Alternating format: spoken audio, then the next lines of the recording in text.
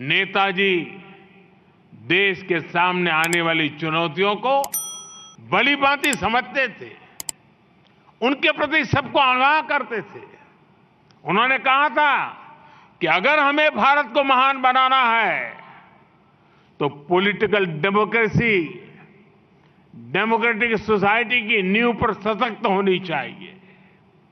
लेकिन दुर्भाग्य से आजादी के बाद उनके इस विचार पर ही कड़ा प्रहार किया गया।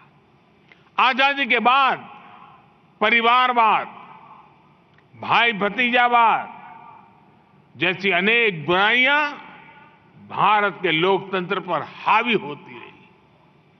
ये भी एक बड़ा कारण यहां रहा है कि भारत उस गति से विकसित नहीं कर पाया, विकास नहीं कर पाया जिस गति से उसे करना चाहिए था। समाज का एक बहुत बड़ा वर्ग अवसरों से वंचित था। वो आर्थिक और सामाजिक उत्थान के संसाधनों से दूर था।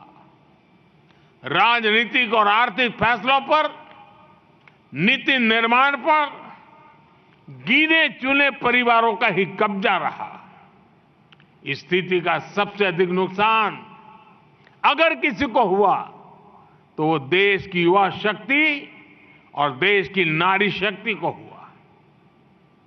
युवाओं को कदम कदम पर भेदभाव करने वाली व्यवस्था से जूझना पड़ता था।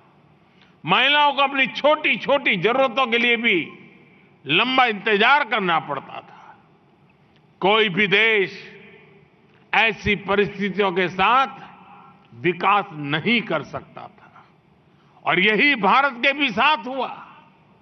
इसलिए 2014 में सरकार में आने के बाद हम सबका साथ सबका विकास की भावना से आगे बढ़े। आज 10 वर्षों में देश देख रहा है स्थितियां कैसे बदल रही है। नेताजी ने आजाद भारत के लिए जो सपना देखा था वो अब पूरा हो रहा है। आज गरीब से गरीब परिवार के बेटे बेटी को भी विश्वास है कि आगे बढ़ने के लिए उसके पास अवसरों की कमी नहीं है। आज देश की नारी शक्ति को भी विश्वास मिला है कि उसकी छोटे सी छोटी जरूरत के प्रति सरकार संवेदनशील है।